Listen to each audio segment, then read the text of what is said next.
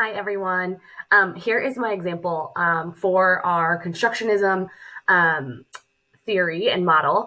So let me give you a little backstory. So with the constructionism model, it's known that knowledge is created by social interactions and by manipulating tangible objects and building things and stuff like that. So thankfully, I'm in a position in science, teaching eighth grade science, that I feel like I get to do this all the time with my students.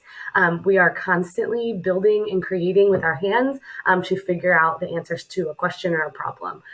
So I do think this would be a little bit more challenging maybe in other subjects. But I feel like it really lends itself well to Abby and I's professions in the science world. We're always, using our hands and making tangible objects to create some knowledge. So let me tell you what this activity is. This is an activity that we do during our forces and motion unit, and we do it very, very early on.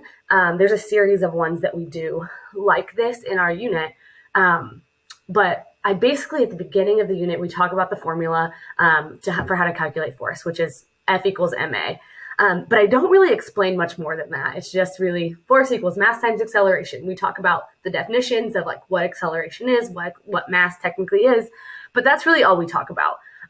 So after that, I have them do this activity. They basically, and I don't think it says very clearly on here because it's something that I give them in class that we talk about, but I basically give them a Hot Wheels car, and they're in groups. Well, on a normal year, they're in groups of like usually 2 or 3, and they have a Hot Wheels car, and then they have a bunch of track, like the orange Hot Wheels track that you can put together. Then they also get textbooks, or really they can use anything else in the classroom, like their seat or a stool, anything like their desk, whatever else they want to use for that. And then they also get, I'm trying to think of, they get anything else? Oh, they also get a little clay ball. And I make sure that they weigh them all, and they're all the same amount. They weigh the same amount. It's literally just a piece of like modeling clay, kind of constructed into a little ball, or almost like a square, so it has a flat bottom. So let me just kind of read through what they're doing.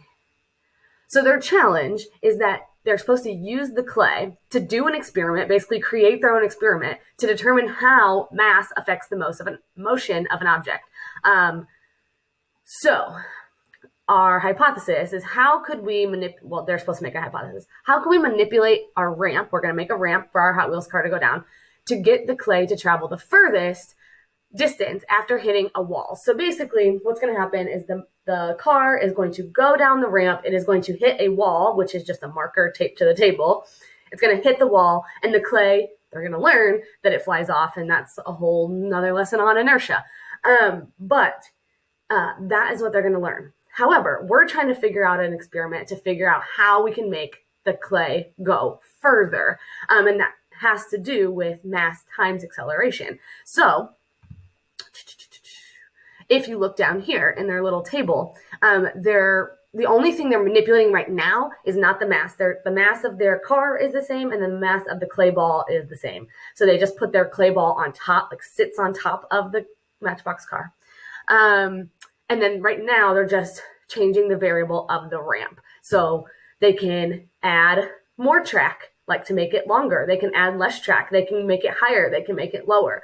So each time they have to tell me what they're doing. So like the ramp variable has to be, it'll say 3 pieces of track, or say 3 pieces 4 books high, or whatever they're using to measure. So that's their variable. And then they have to try each one 3 times with that same variable, and then just record their average distance, so that overall they can figure out, oh, it went further when we had less track, but it was higher, or whatever.